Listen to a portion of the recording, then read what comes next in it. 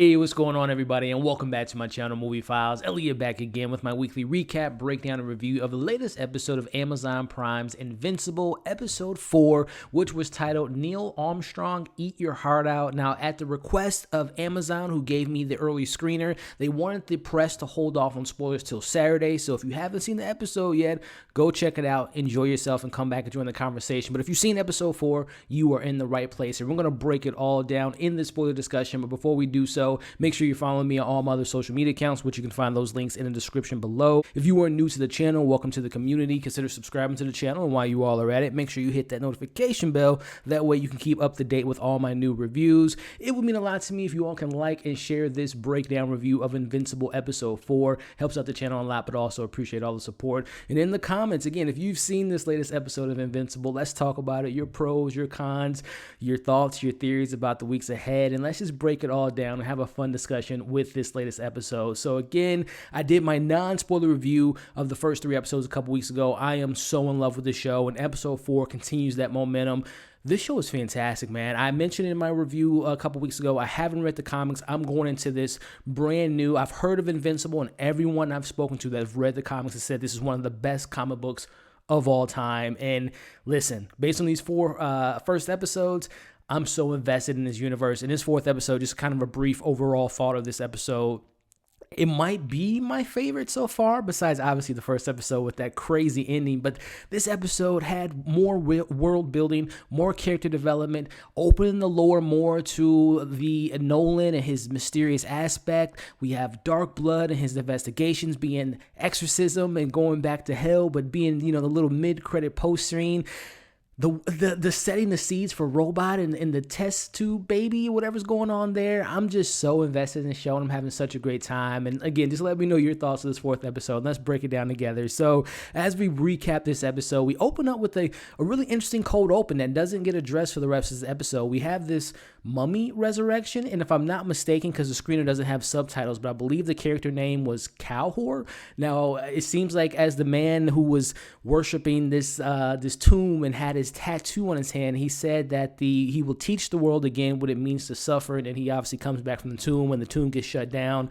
I don't know who Cowhor is, if I'm even pronouncing that right, but it seems like an important character to hopefully explore in later episodes. Again, for those that have read the comics probably know exactly what this character meant, but I'm just like, okay, we'll keep an eye on this mummy that's been resurrected for future episodes. But going into something I really appreciate about this show, it's the world building and earning the superhero moments. As we see, Mark is continuously learning how to be a superhero. It's not just glazed over in the first 3 episodes. He's a superstar hero. He's still learning to fly. He's still learning to fight. So I'm loving that he's still training with his dad, Nolan. And yeah, you gotta exercise to be a superhero. As we learn a little bit more about Nolan's race and more about his people in regards to Nolan, really hyping him up to be world savers. They pull planets out of the mud. They've stopped wars.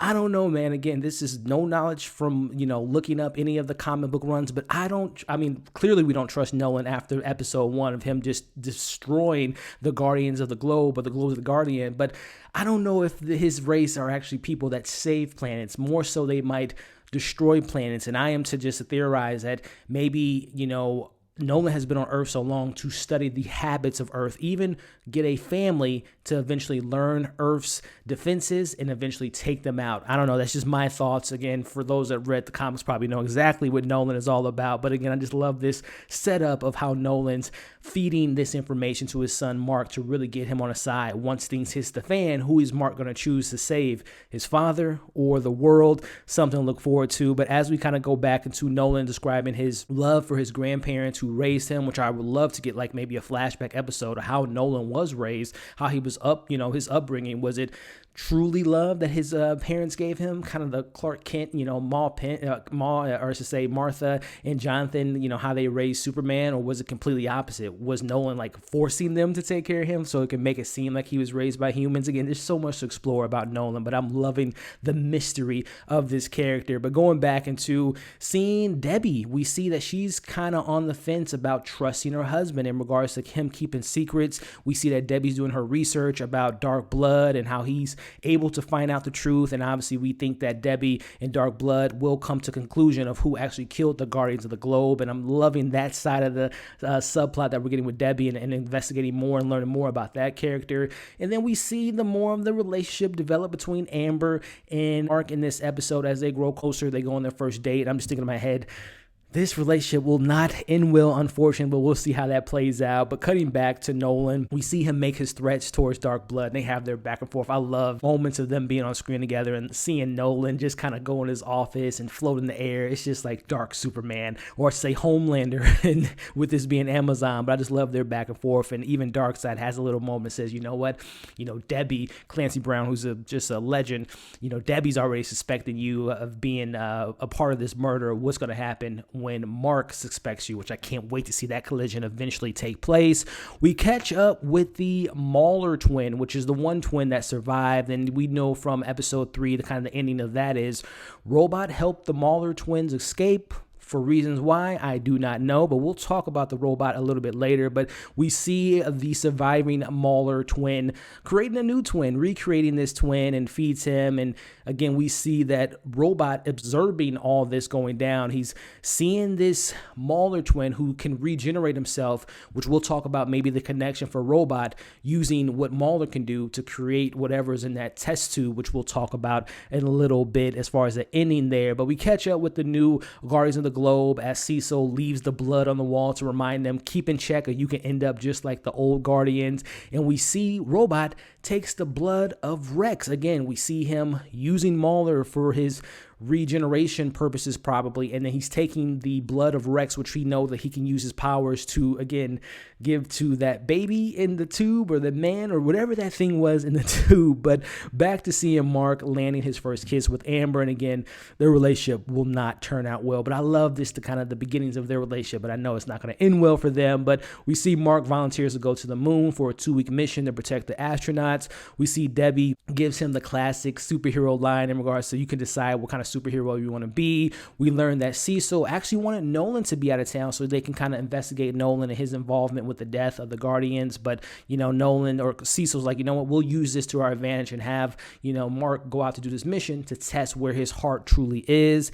And I just love the show, how they're balancing Mark's love life, his school life, his relationship with his parents and his friends, and all that going on. In the meantime, he wants to go on this mission. He tells Amber he has to go on this kind of this mission to help people for 2 weeks. And as he's talking to her, he's looking at the time clock because he has to go on the moon in 30 seconds. I just love it. It reminds me a lot of Spider-Man. It's why I love Spider-Man. Peter Parker balancing Aunt May and balancing school, and whether it's Mary Jane or Gwen Stacy, and just handling all that while still trying to save the world. I just love that balance that we're getting with Mark and his superhero journey as he eventually makes it on time to go on this mission.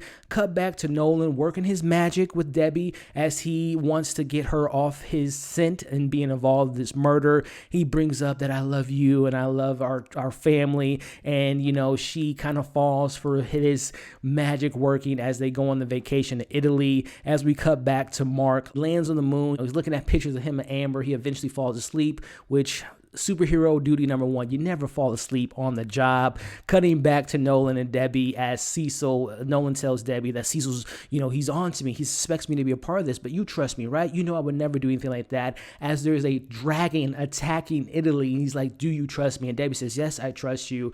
As again, we just see Nolan using his charm to his advantage. And I love this world. There's dragons, there's mummies, there's Martians, there's so much going on. I'm just so in love with this show. There's demons, all the recipe for a great show. And Nolan is just so smart in this moment. Again, it reminds me so much of a Homelander. He's working his human magic to get Debbie and Mark on his side, but then he's also working against Dark Blood to get Cecil, to get him out of the picture, even though Cecil is suspecting something to Nolan. I'm just loving the villainous nature of Nolan, because we know he has some secrets that he's keeping away from his family. Cut to Mark finding this underground lair of the Martians. We meet the Martian Emperor, and he talks about the humans being world destroyers. Now, we get these squid-like creatures who we get the backstory of the squids, which we learn if they find the connection to a perfect host, they can destroy planets. And we see the Martians can resist the squids because of their changing abilities. And also we see that Mark can't be affected by the squids. But we got to keep those squids in mind, because we get an interesting moment here as Mark escapes with the astronauts. He takes on this fleet of army. He's able to get to the astronauts from Mars and go back home, but he takes a rock with him, and we get this moment where we see an astronaut has taken the form of an astronaut because the astronaut's still on the planet, and we see the squids have attached themselves to them. So I am to assume that Mars is taken over by the squids. But also, if you all remember, before Mark actually lands on Mars, there was a astronaut that was floating in space. So was the person that had the United States on their arm, was it like a body shifter? Was they able to, like, did they go on the ship, take their identity, and take that astronaut's ability, or take its form, and then threw him out of the ship? Something to look forward to as we see Mark walks in on his parents, getting a little activity from that vacation. Mark gives the rock to Amber, which I thought was a nice moment, but we see the episode wraps up as Dark Blood is sent back to hell. Cecil does not want Dark Blood to be a part of the investigation. Gave me some Hellraiser vibes. I love seeing him going back to hell. The visuals in the show is incredible. We wrap up with Debbie cleaning up the house with her new listing, and it appears that she's no longer suspecting Nolan and his suspicious behavior, but that's going to come back up because Nolan, I love J.K. Simmons. I love Omni-Man and just the abilities he has. He's a Superman in this universe, but he has some dark secrets. We cut to this mid-credit scene of the robot in front of this test tube with a baby creature man speaking, saying that phase 1 begins. And then we also get this mid-credit scene where it shows Debbie talking to Nolan, and Nolan tells Debbie, oh, they're no longer investigating me. I'm all in the clear. But we hear the voice of Dark Blood in the closet. But I want to go back to Robot in taking the blood of Rex, also releasing the Molar twin, which again, we know that he can regenerate himself. So regeneration, test of blood with a superhero in this baby tube. Phase 1 is this baby tube trying to grow, multiply himself, have the abilities of superheroes. And I would assume if he's taking the blood of Rex, he's going to take the blood of all the other members of the Guardians of the Globe. So a lot to look forward to. And again, we got to remember at the beginning of the episode, there was a resurrection of Cowhor, this mummy. So there's so much. Again, I haven't read the comics, and I am in love with the mystery box, with the character development, with the world building, with the